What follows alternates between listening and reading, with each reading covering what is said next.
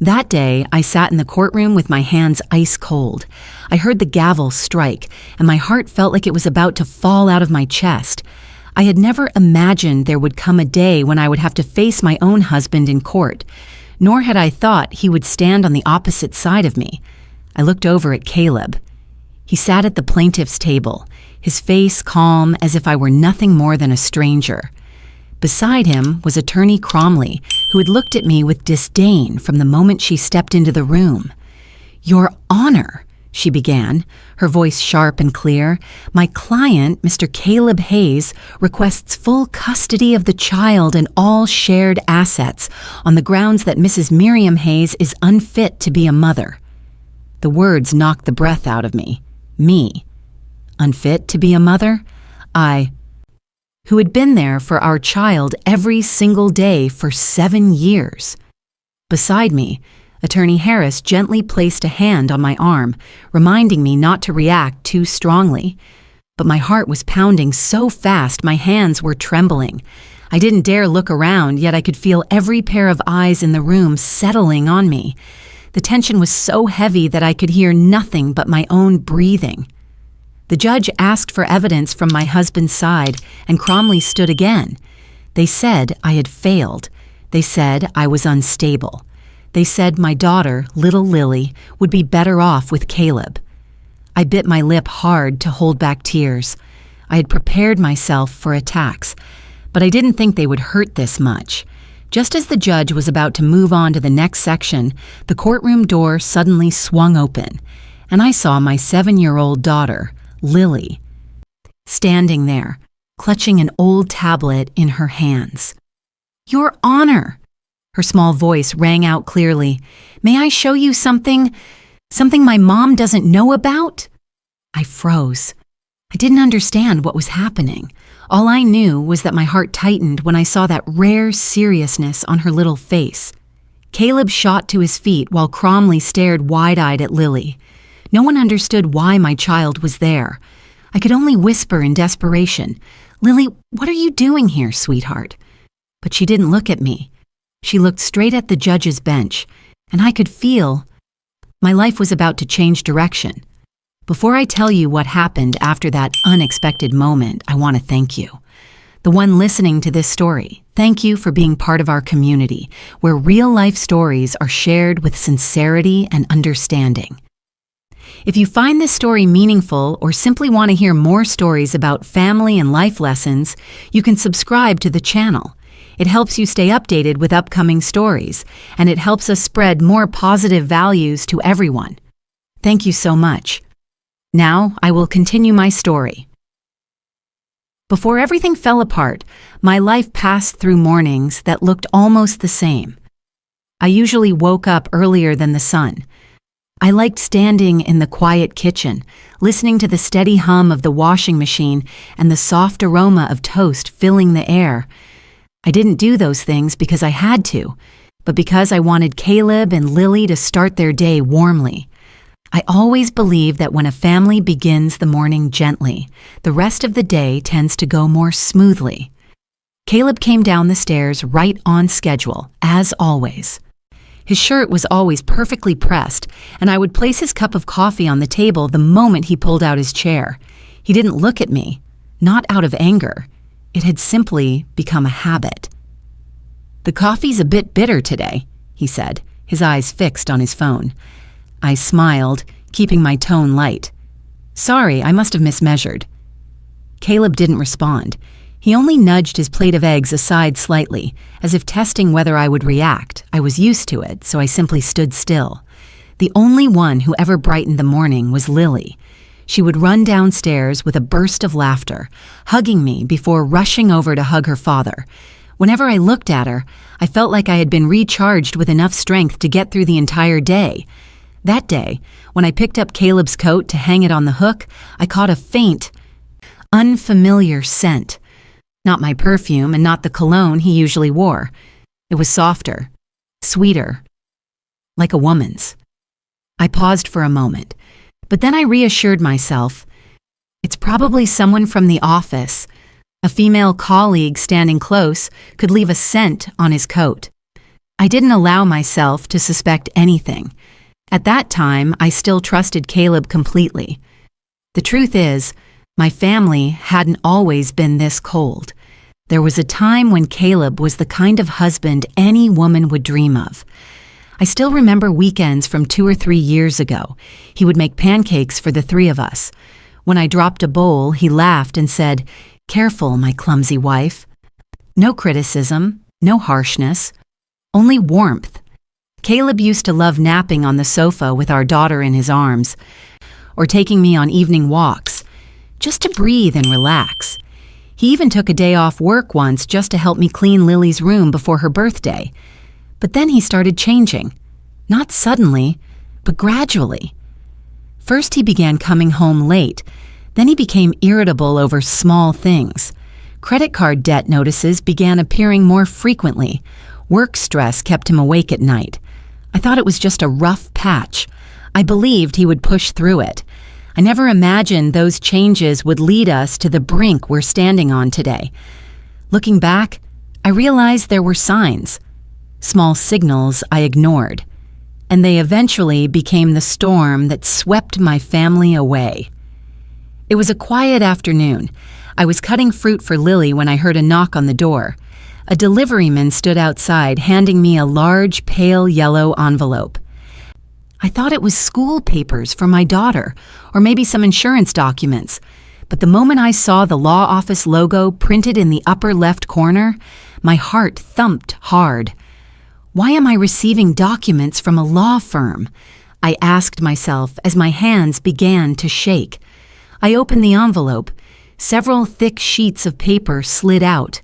The first line hit my eyes. Petition for divorce. Plaintiff, Caleb Hayes. I dropped into the chair, hearing something inside me shatter. But what suffocated me even more was the section below. Caleb demanded all assets, including the house, the car, and the joint account. Caleb demanded full custody of Lily. Caleb accused me of being a failed mother, mentally unstable.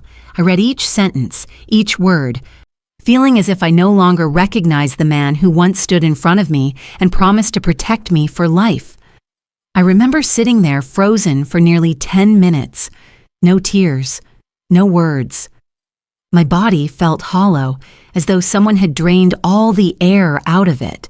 Only one thought kept repeating in my mind. Why would he want to take her away from me? Lily was my entire world. Just imagining losing her made me feel like the ground beneath me was disappearing. About an hour later, Caleb came home earlier than usual. I heard the car outside, and panic washed over me. I stood up, the divorce papers still in my hand. When he stepped inside, his eyes landed on them. He wasn't surprised. He wasn't embarrassed, not even the slightest hint of discomfort. He simply raised an eyebrow and said, his voice as flat as water, "So you've read it?" I swallowed hard. "Caleb, what does all of this mean? You're suing me? And you want to take Lily? Do you really want a divorce?" He calmly loosened his tie and set his briefcase on the table. "Of course. Did you think I was joking? I've had enough. You contribute nothing to this family.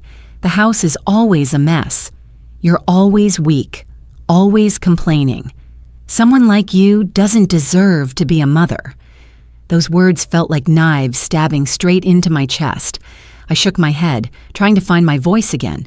"Caleb, you know how hard I try. I've given everything to this family. Why would you say something like that?" He let out a small, dismissive laugh. "Miriam, I don't have time for your emotional scenes. I need a new life, a clean life, organized, without anyone holding me back." The phrase made my throat tighten. A new life? With who? He didn't answer. He just looked at me like I was an obstacle in his way. And then he said the sentence, "I will never forget. I'm dealing with debt. I need the house and assets to sort things out. You wouldn't understand. All you do is depend on me. You'll drag me down if I don't get out of this marriage." I stood still, unable to move. I had never heard him speak like that. "Caleb, If you're struggling, why didn't you talk to me? Why turn me into the villain?" He glanced at me briefly as if he wanted to end the conversation quickly. "Because Dr. Monroe helped me see the problem. She's right. You're unstable. You're not fit to be a mother. I have to protect Lily from you, and I will." I froze. Monroe? I had never heard that name. And why did some strange woman have the authority to advise him to tear our family apart? But Caleb walked past me, grabbed his coat, and went straight upstairs, leaving me alone in that expansive, cold living room. In that moment, I understood that my life had just veered down a road I had never imagined. A dark road, one I wasn't sure I had the strength to walk to the end. After reading the divorce papers, I knew I had to take immediate action. I had no personal savings, and if Caleb truly wanted to take Lily, I would need a lawyer. Thinking that, I opened the banking app on my phone. I believed our joint account still held enough savings for me to manage the first steps. But when the screen finished loading, I froze. Balance, $12. I stared at that number, feeling like someone had slapped me across the face. Impossible. This account used to have over $60,000. It was the savings we'd accumulated over the years. I opened the transaction history. A series of withdrawals appeared, one every week, steady and consistent, each with the same note. Transfer to secondary account knowns, 44731. I had no idea whose account that was, but a terrible premonition rose inside me. I immediately called the bank. The woman on the phone sounded polite but distant. "I'm sorry, Mrs. Hayes, but the primary account holder is Mr. Caleb Hayes. He has full authorization to make transactions. We cannot block or reverse anything unless there is a court order." I gripped the phone so tightly my fingers went numb. "So, he can take out as much as he wants, and I have no rights at all?" "Yes, that's correct, ma'am. Because your name is listed only as a secondary holder." I couldn't say anything else. When the call ended, I realized I was sitting on the floor without remembering when I had fallen. The account was empty. My husband wanted to take my child. The law wasn't on my side. In that moment, I truly felt like I was being pushed to the edge of a cliff.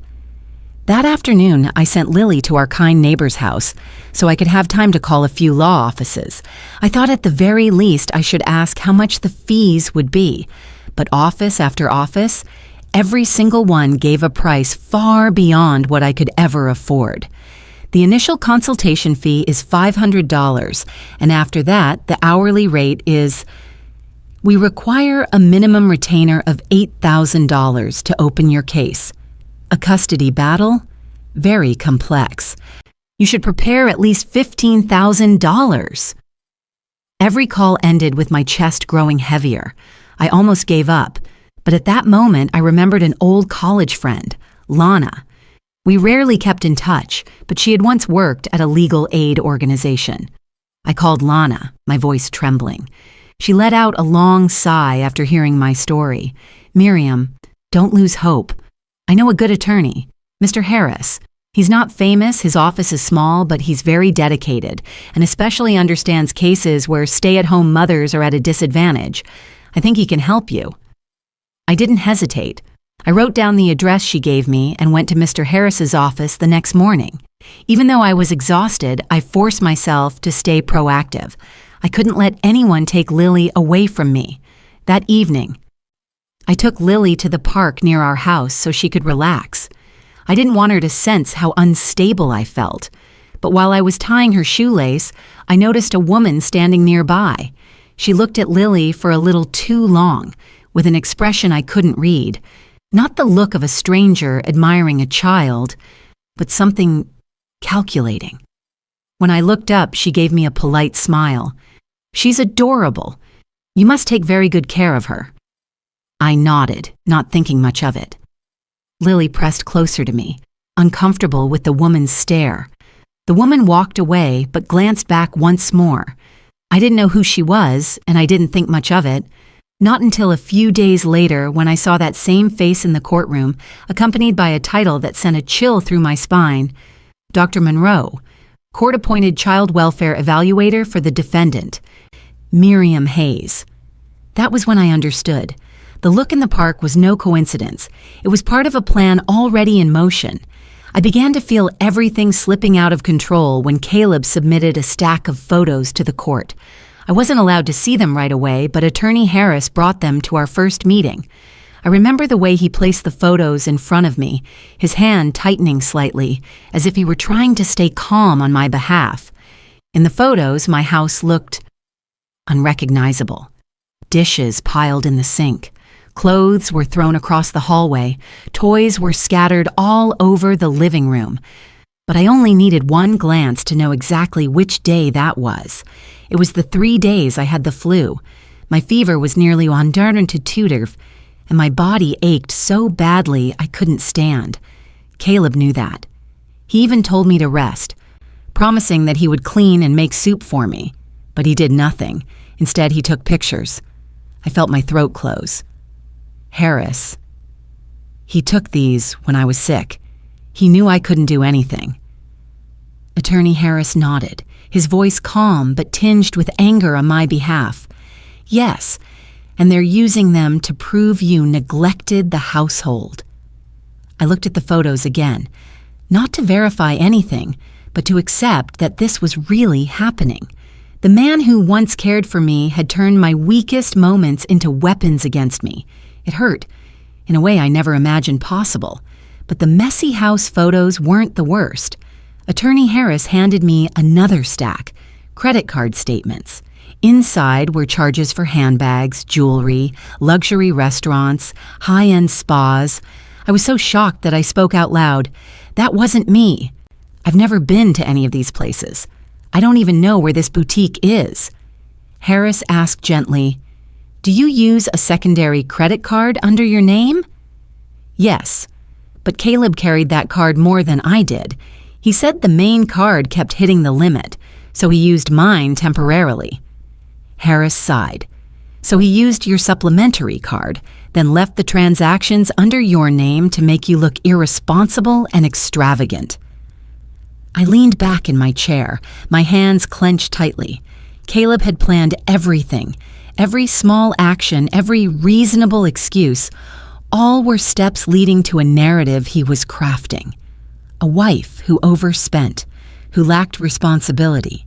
And the most terrifying part was, I had trusted him. But what chilled me the most was Dr. Monroe's psychological report.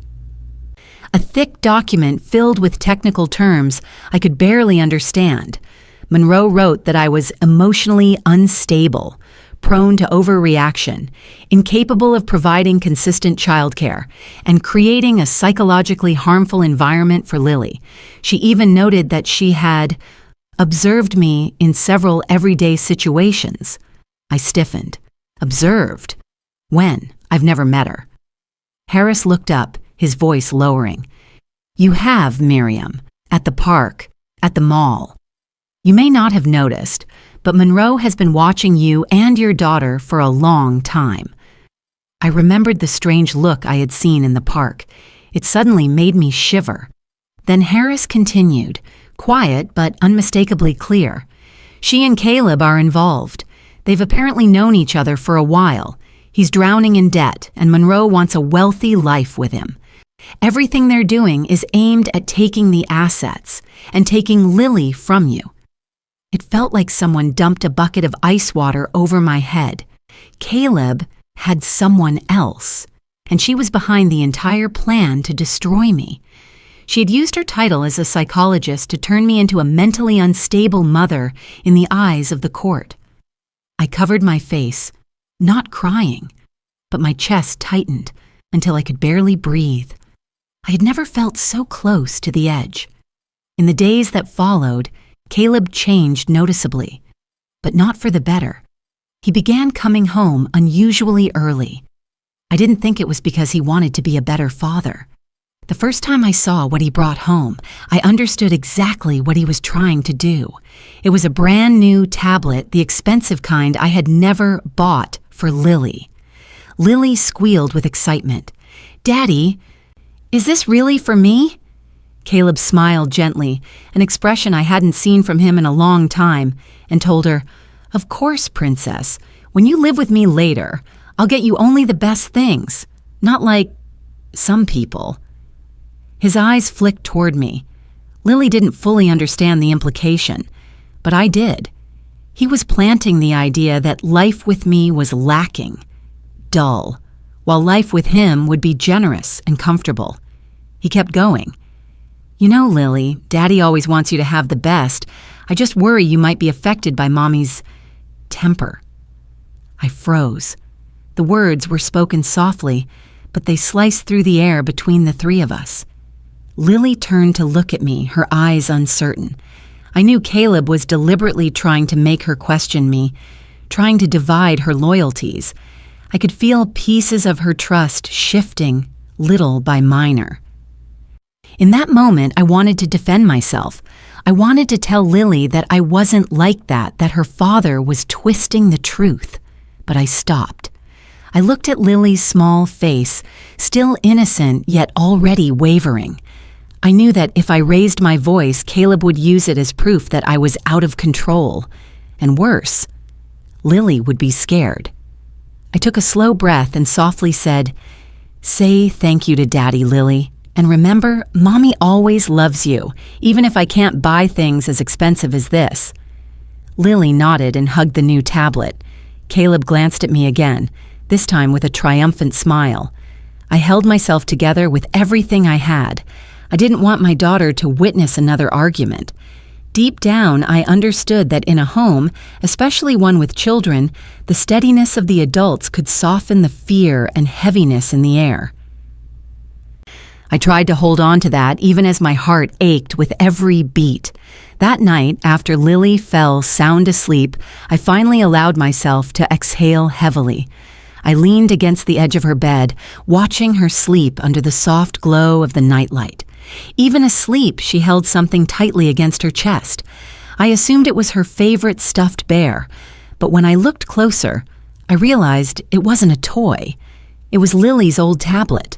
The one with the cracked screen, the weak battery, the one I had told her to use less because I was afraid the broken glass might cut her. I gently pulled the blanket up around her, careful not to wake her. Why was she clutching the old device when she had just received a newer, nicer one? Why was she hiding it under her pillow? A strange feeling crept through me. Not something clear, just a sense. I reached out to pick up the tablet, but just then Lily stirred and hugged it tighter, as if protecting a small secret of her own. I didn't have the heart to wake her. I stood up, stepped out of the room, and closed the door quietly. Only when I stood alone in the dark hallway did I allow the tears to fall. I cried out of fear of losing my child. I cried out of betrayal. I cried out of the growing sense of helplessness, tightening around me day by day. But somewhere deep inside, I could feel that the old tablet held something important. I didn't know what it was yet, but I knew it would lead me to a truth Caleb didn't want me to see. The first court hearing arrived sooner than I expected. I remember that when I stepped into the courtroom, my legs went cold and my hands trembled, even though I tried my best to stay calm. I sat down at the defendant's table. Harris, my attorney, placed a gentle hand on my shoulder as a reminder to stay steady. But when I saw Caleb sitting across the room, confident, composed, my heart tightened again. As soon as the hearing began, Caleb's lawyer, Mrs. Cromley, stood up. Her voice was sharp and confident. "Your Honor, we would like to present evidence that the defendant, Miriam Hayes, neglected her household responsibilities." She projected a series of photos onto the large screen. Pictures of my house, messy, chaotic, appeared right before my eyes. Photos taken exactly on the day I had a high fever, lying exhausted in bed, barely able to walk to the kitchen. Cromley spoke with a fake sympathy that was dripping with sarcasm. "As you can see, the home is in a state of complete disorder. This is not an isolated lapse, but a long-term pattern, according to the plaintiff." I clenched my hands so tightly the knuckles turned white. "That's not true. That was the day I was sick," I blurted out before I could stop myself. Cromley seized the opportunity instantly. "Your Honor, the defendant is demonstrating agitation. consistent with the psychological assessment. My throat closed up. I looked at Harris. He shook his head slightly, signaling for me to remain calm.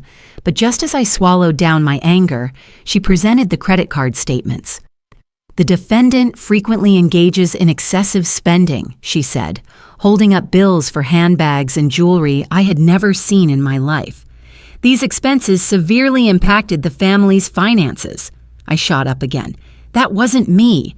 Caleb used—" "Your Honor, the defendant is interrupting once more, displaying volatility."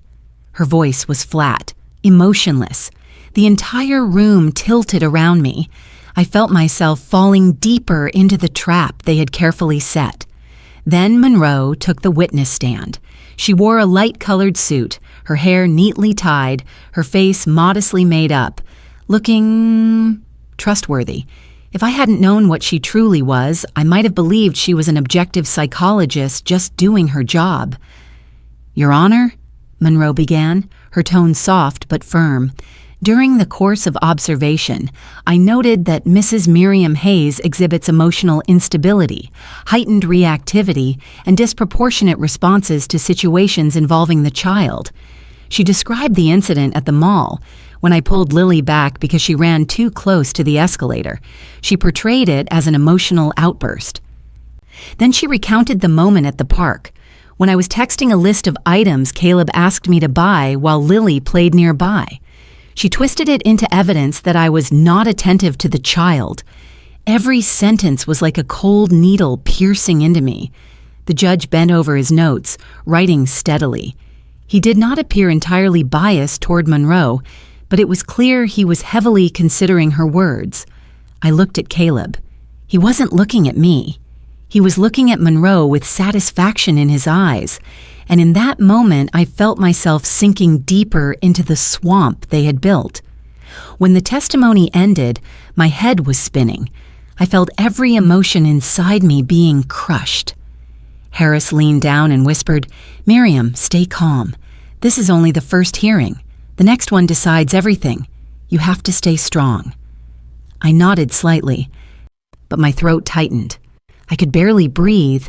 I looked toward the door, and the only image in my mind was Lily's face, her smile, her voice calling me Mom. The thought of losing her made my legs nearly give out. I didn't know when I would be strong enough to keep fighting, but I knew that if I gave up, I would lose her forever, and I could not allow that to happen. The night before the verdict, I could hardly breathe from the anxiety. The entire afternoon, I forced myself to act normally so Lily wouldn't sense the tension. But children are perceptive. Even the slightest silence from me was enough for her to know something was wrong. When I tucked her into bed, I sat beside her and pulled the blanket up to her chin. The soft nightlight made her face look so small, so fragile, and my heart tightened even more. "Mom," Lily whispered. "Are you going to court again tomorrow?" I nodded gently. "Yes, sweetheart, tomorrow is very important." Will they make me leave you?"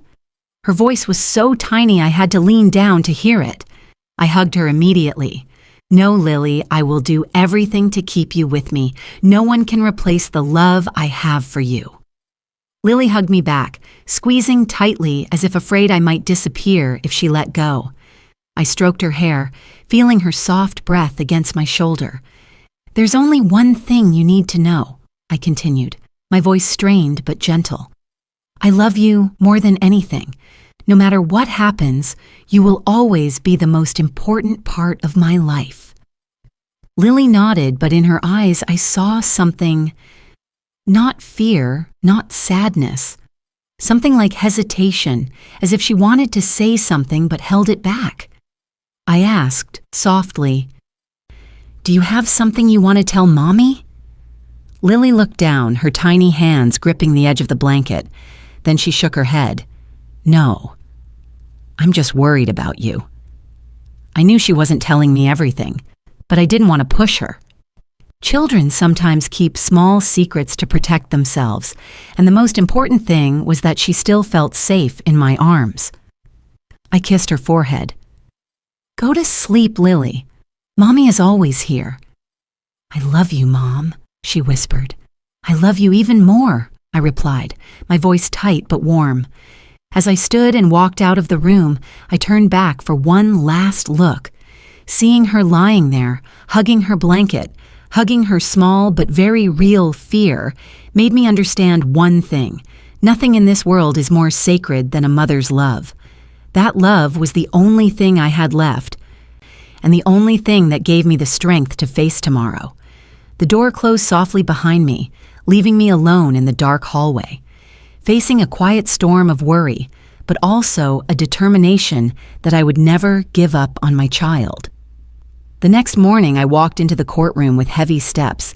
The cold, silent air made every footstep echo loudly, as if reminding me I was walking into a final battle. Caleb was already there. He sat confidently, arms crossed, so relaxed it felt like he believed victory was already guaranteed. When the judge entered, I saw his eyes. Steady, focused. But something in them frightened me, as though everything had already tilted to one side.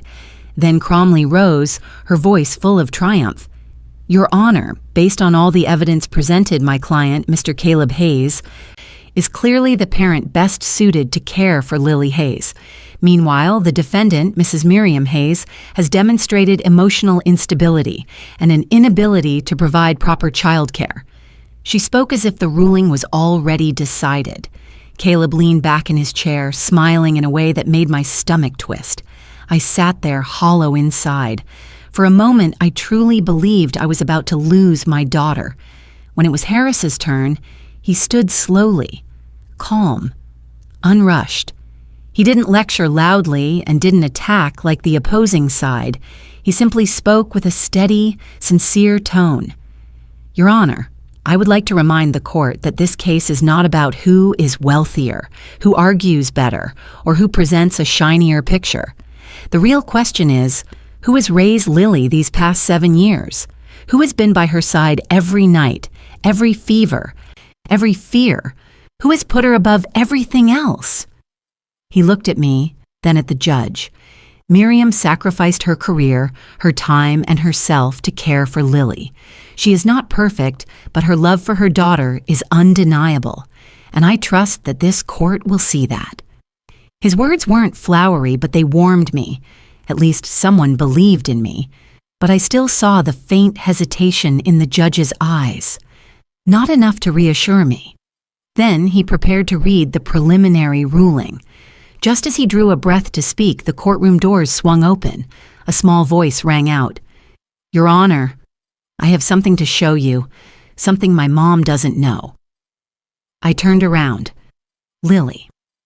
My daughter stood there, cheeks flushed from running, holding tightly onto her old tablet, the one she always hid under her pillow. The courtroom erupted in murmurs. Cromley's eyes widened. Caleb shot to his feet. "Lily, what are you doing here?" he hissed, panicked. But Lily didn't look at him.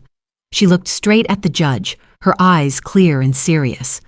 "I know I'm not supposed to talk, but I have to show you this. I recorded it, in case Daddy made Mommy cry again." My mind went blank. I had no idea what she had recorded. I had no idea how this moment would change everything. But my heart stopped. Lily stepped forward and handed the old tablet to the judge. The screen was cracked, but still working. "I recorded this when Daddy thought I was asleep," she whispered. The judge handed the device to the court technician. A few seconds later, the video appeared on the large screen. I could hardly believe my eyes. Video 1. Caleb was holding Monroe in the middle of the living room. They were laughing together. Monroe said, "Once you're divorced, we'll live more comfortably. I'll help you get full custody." Video 2. Caleb said, "I'll leave the house messy. Take a few photos. If she gets sick, even better." Monroe replied, "Let me handle the psychological report. A stay-at-home mom can easily be labeled emotionally unstable." Video 3. Caleb opened his laptop and logged into the joint account. Monroe asked, "You're transferring it to my account now?" Caleb nodded. "Yeah, so she won't be able to hire a lawyer. Everything has to be certain." Video 4. Monroe said, She just needs to overreact once, and it's over. Caleb added, "You go first. I'll say something to make her snap." I couldn't listen anymore. I put my hand over my mouth to muffle my sob. The entire courtroom fell into a heavy silence. The judge immediately ordered the metadata to be checked. Timestamps, original file data, signs of alteration. The technician confirmed, "The videos are original, no edits detected." The courtroom practically erupted. Everything shifted in an instant. Caleb shot up. "No, this is fake. It's not true. That kid made it up." But his voice was drowned out by whispers spreading across the room. Monroe's face went pale. She stepped back repeatedly, lips trembling. The judge slammed the gavel hard. "Order! Right now!" He looked at Caleb with an icy stare I had never seen from him. "Mr. Hayes, this evidence is extremely serious. You will be taken into custody for investigation into fraud, asset deception, and obstruction of justice." Caleb collapsed into his chair as if his strength had been drained. Monroe burst into tears, her voice cracking. I just wanted money. I didn't think it would go this far." Cromley lowered her head, her face drained of color. The judge announced that she would be reviewed for ethical violations for relying on false evidence without verification. I stood there as tears streamed down, but not from pain. It was relief, clarity. The feeling of finally seeing the truth stands with me, all thanks to my little girl. After the videos were authenticated, the atmosphere in the courtroom changed entirely. It felt like someone had opened a door and let me breathe again after weeks of drowning in darkness. The judge sat silently for a while, looking down at the documents, then at Lily, who sat beside me, gripping my hand tightly, as if afraid I might disappear. "Finally," he set his pen down and lifted his stern gaze across the courtroom. "The court has reviewed all evidence. What has just been presented clearly shows that Mr. Caleb Hayes and Miss Elise Monroe intentionally conspired to fabricate evidence, illegally withdraw funds, and manipulate the outcome of this trial."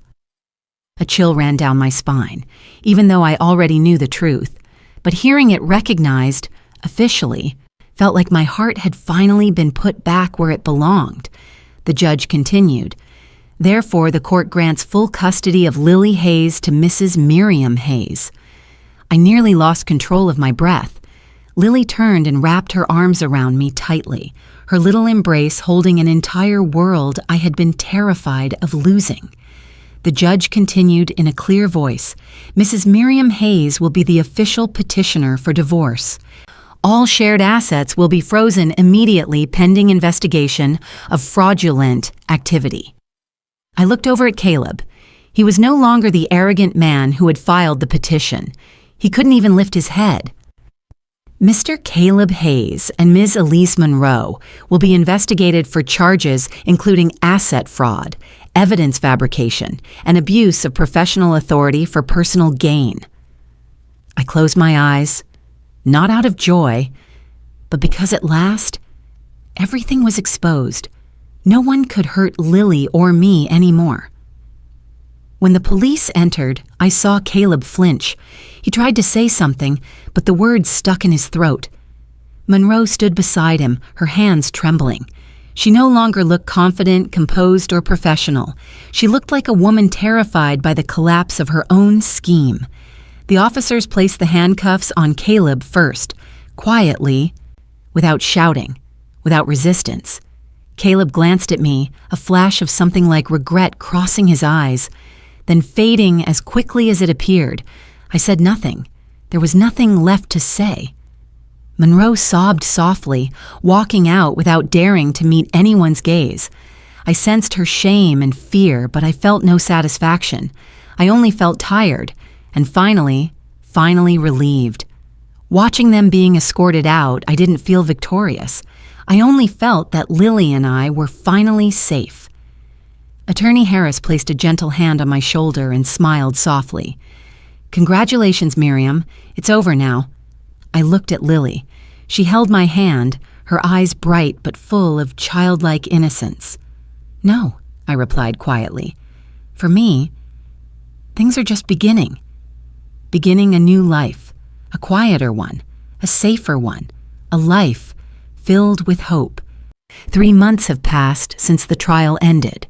My life felt like it had turned to a new page, not loud or luxurious, but peaceful in a way I once thought I would never feel again. Lily and I moved out of the old house, the place whose walls carried too many painful memories. We chose a smaller apartment in East Springfield, just 2 bedrooms, a small kitchen, and a balcony big enough for a few pots of flowers. But it was where my heart finally felt placed correctly. In the morning, sunlight filled the kitchen, and Lily ran around the dining table with a gentle smile. A smile I rarely saw before. No more shouting, no more tiptoeing around to avoid upsetting someone. Just the 2 of us, and peace. I started a small home cooking service. At first, just a few meal orders from neighbors. Then more people came through word of mouth. I never thought the simple dishes I cooked for my family could bring in stable income for the 2 of us. But the most valuable thing wasn't the money. It was the feeling of standing on my own after everything had fallen apart. Lily often sat at the little desk near the kitchen door doing homework or drawing while I cooked. She would say, "Mom, it smells so good. Our house always smells like this, doesn't it?" I would smile. "Yes, because Mommy is peaceful now." I didn't know if Lily understood the meaning fully, but she smiled back and returned to coloring a picture of the 2 of us on a field, holding hands. One weekend afternoon, I took Lily to the park near our home. A gentle spring breeze passed by as she swung back and forth, her small feet kicking the air. When I sat on a bench, she ran over and sat beside me. She looked up with clear, serious eyes, a rare look for a 7-year-old. "Mom," she began, "were you sad when you watched that video?" I stayed quiet for a moment, then answered softly, "I was sad. But not because you recorded it. I was sad because of the truth in the video. What you did. I know it took a lot of courage." Lily nodded, fiddling with the hem of her shirt. After a moment, she explained, her voice small but steady. "I didn't like Miss Monroe. She looked at me weird. And when you turned away, she said I was too clingy. She also said you were always bothering Dad." My heart tightened. "And Dad was different too," Lily continued. "He came home late a lot. He talked bad about you. I knew it wasn't right, but I didn't know what to do." I squeezed her little hand gently. She took a breath, then said something that almost made me cry. "I remembered you told me. If something feels wrong, find proof. I only had my old tablet, so I used it." A small laugh escaped me, a laugh caught between relief and heartbreak. It was true. I had taught her that. In the context of school kids and their little pranks, I never imagined she would use it to save my entire life. "But why did you bring it to court?" I asked softly. "Because Aunt Emma brought me," Lily said. "She said she was worried about you, so she snuck me in. I knew you'd be sad if people said wrong things about you, so I had to show the judge." I pulled her into my arms. "What you did. I'm so grateful, Lily." She hugged me back, resting her cheek on my shoulder. "I just want to stay with you. You never yell at me. You love me. When I saw you cry, I got scared." I kissed her soft hair. "Thank you for believing in me, and thank you for being braver than most adults." The evening breeze carried the scent of freshly cut grass, and I realized that after all the pain, loss, and betrayal, I still had the most precious thing in the world. Not money, not reputation, but the child in my arms. My daughter who saved me with her innocence, her courage, and her unconditional love. Some nights, after Lily fell asleep, I sat alone by the window of our new apartment. The city lights shimmered below, and inside me was a quietness unlike any other. The quiet of someone who had walked through pain and found herself on the other side. I no longer resented Caleb.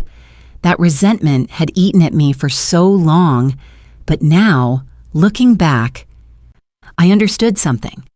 Anger only binds you to a past you no longer want to carry. Forgiving him didn't mean excusing what he did. It meant freeing my heart from wounds I refused to keep forever. I forgave to set myself free, and to show Lily that the heart can heal, no matter how deep the hurt. Through that journey, I rediscovered truths I had forgotten. Respect within a family. A family doesn't have to be perfect, but without respect, it collapses quietly from the inside. Listening to loved ones. Sometimes you only need to pause, ask one more question, observe a bit longer, and you'll notice the things that matter. You'll understand each other more. And maternal love, it is the light that guides the way. If I stood firm through my darkest days, it was because of Lily. Her love pulled me out of a depth I once thought I could never escape. Compassion helps us grow and live more fulfilling lives. Compassion is not weakness. It is choosing to walk toward the light, refusing to let someone else's darkness turn us bitter. Now, each day, I learn to live more gently, more sincerely, and with more gratitude. Life did not take everything from me. It only took what I no longer needed and returned the precious things I had forgotten to cherish. My story ends here. If you've listened all the way to this moment, I am genuinely grateful. I hope this story gives you something to reflect on, about family love, about how we treat one another, and about the quiet strength of forgiveness. Because sometimes our compassion can change our own life and the lives of those we love. If you have any thoughts or lessons you took from this story, feel free to share them in the comments. I would be delighted to read your thoughts. And if you'd like to stay connected with this community of healing, warmth, and humanity, you can follow the channel so that whenever I share a new story, we can meet again, in peace, in understanding, and in kindness. Thank you for staying until the very end. I'll see you in the following story.